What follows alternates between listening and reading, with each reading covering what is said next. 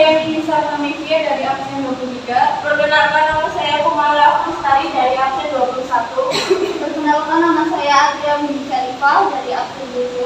Perkenalkan, saya Emi Nikman dari absen 3. Perkenalkan, nama saya Nabila Makalabret dari absen 24. Pengertian pergelaran tari. Pergelaran tari merupakan pertunjukan atau penyajian tari yang ditunjukkan kepada orang lain atau penonton. Pergelaran tari di sekolah menjadi proses belajar siswa dalam mengekspresikan pikiran dan perasaannya serta keterampilan dan bakat lewat gerak.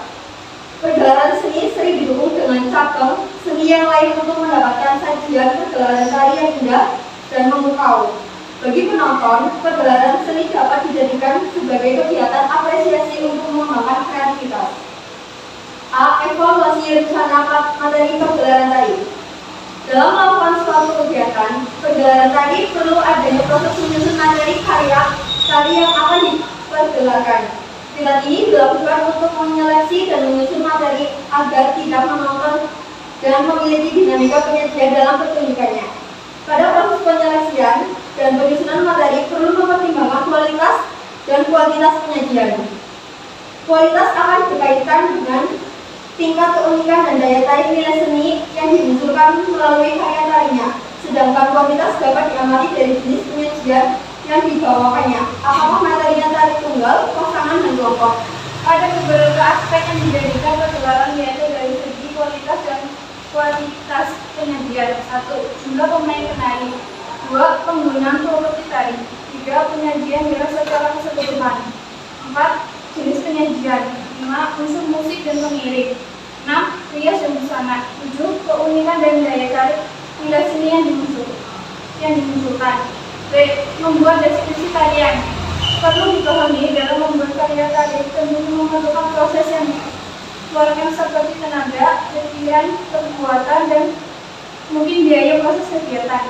Oleh karena itu, sudah seharusnya kita dapat menghargai sesuatu karya seni tari yang lahir dari hasil cipta karya dan karsa seniman sebagai suatu produk budaya yang memiliki nilai estetika tinggi dan tidak dapat hanya dinilai dengan ukuran media. Selain itu, kegiatan pendokumentasian karya adalah untuk mengarsipkan data karya tari agar tidak mudah hilang dan juga karena persoalan waktu. Mengingat kompleksnya masalah proses berkarya tari, sudah seharusnya bahwa karya tari yang diciptakan oleh sang kreator tari didokumentasikan dalam berbagai jenis media dokumentasi seperti dokumentasi audio atau kaset musik iringan, visual atau foto, lukisan, patung, dan lain-lain, audio visual atau video, dan dokumentasi pencatatan karya tari atau deskripsi karya tari.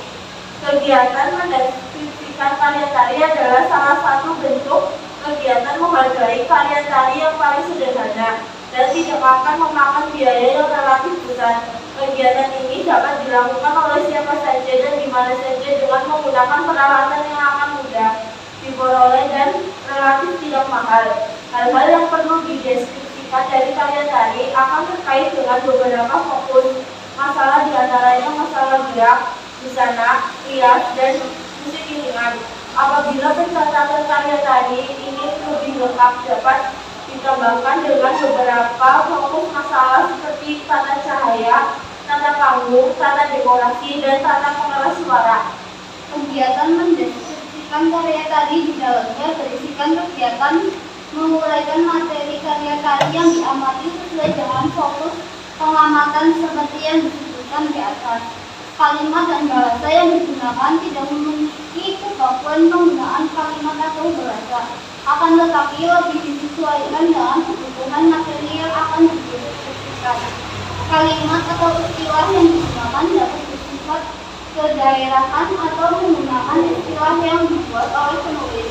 Tetapi dalam penguraian secara keseluruhan, upayakan menggunakan bahasa Indonesia yang baik dan benar agar dapat dibaca oleh banyak orang dari berbagai daerah di Indonesia. Selain untuk mendokumentasikan karya dan bentuk apresiasi terhadap karya yang diciptakan seniman tari, pendeskripsian karya tari untuk membantu sang kreator koreografer dalam mengingat materi yang telah dibuatnya, sehingga kapanpun materi tersebut akan dipagelarkan kembali, dokumentasi rincinya akan mudah dipelajari kembali. Evaluasi tugas dan tanggung jawab bidang panitia pagelaran. Evaluasi tugas dan tanggung jawab bidang panitia pergelaran perlu dilakukan dalam sebuah proses produksi karya tari. Kegiatan ini dilakukan untuk meminimalkan kesalahan tugas dan tanggung jawab yang dilaksanakan setiap bidang dalam suatu acara pergelaran tari.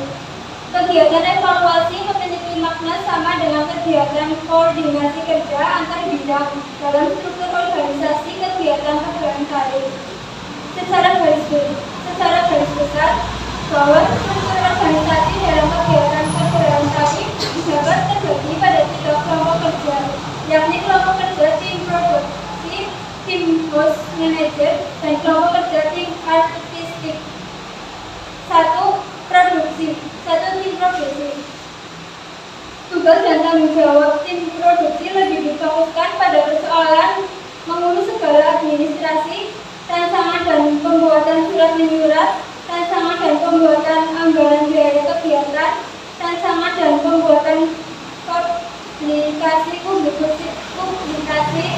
atau pembuatan baliho, spanduk, leaflet, undangan, sertifikat, informasi kegiatan ke media massa, koran, radio, televisi, dan lain-lain, dan mendokumentasikan kegiatan serta berpikir untuk mencari dana sponsor kegiatan. 2. Tim host manager. Tugas dan tanggung jawab tim host manager lebih difokuskan mengurus persoalan keamanan kegiatan pergelaran tari, mengurus akomodasi pemain dan mendukung lainnya, mengurus kebutuhan konsumsi latihan dan pelaksanaan pergelaran tari, mengurus masalah transportasi yang dibutuhkan atau transportasi pemain, kru, dan angkutan barang artistik pertunjukan, serta mengurus masalah gedung pertunjukan yang sesuai dengan tema karya yang akan dipublikasikan. 3. Tim artistik. Tugas dan tanggung jawab tim artistik lebih fokus pada rancangan dan pembuatan materi pergelaran tari serta unsur-unsur pertunjukan lainnya. Selain itu, tim artistik juga memiliki tanggung jawab besar untuk mengondisikan agar kegiatan pergelaran tari berjalan dengan lancar dan sukses. Untuk itu, dalam beberapa bidang diberikan tanggung jawab yang berbeda-beda, seperti sutradara atau koreografi lebih dikonsentrasikan pada rencana ide atau materi barangan tari yang akan ditampilkan.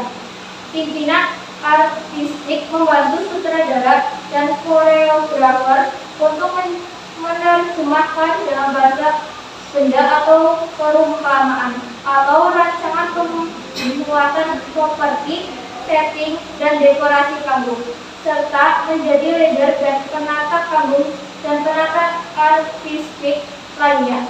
Selain bidang tersebut, terdapat bidang lainnya di bawah kelompok kerja tim artistik, yaitu penata cahaya, penata busana tari, penata rias, penata musik, dan penata suara. Sebagai jendela pertunjukannya, tugas dan tanggung jawab seorang strategi manajer yang harus bertanggung jawab khususnya terkait dengan rancangan dan membuat pertunjukan tari berjalan dengan baik dan sukses. Sekian presentasi dari kelompok kami. Kami buka sesi tanya jawab. Izin bertanya. Ya, sebelumnya perkenalkan, nama saya Atika Wardani, nomor absen 6. Konsep apa saja yang diperlukan dalam proses gerak dalam tari kreasi? Terima kasih. Perkenalkan, nama saya Kadisla Dayani. Pertanyaannya, mengapa seluruh unsur pendukung harus ada dalam sebuah pementasan tari? Makasih.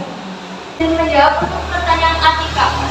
Proses gerak tari kreasi meliputi 4 tahap, yaitu proses eksplorasi gerak, proses stilisasi dan seleksi gerak, serta proses pembangunan gerak.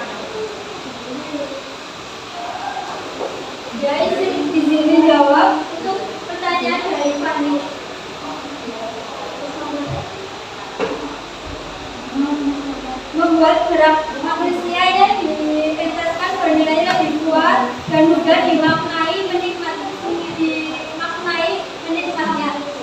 Hal ini sesuai dengan namanya, yaitu unsur pendukung tari berperan memperkuat ekspresi jiwa dalam bentuk gerak. Sebagaimana tata rias dan kostum yang dapat menguatkan kejiwaan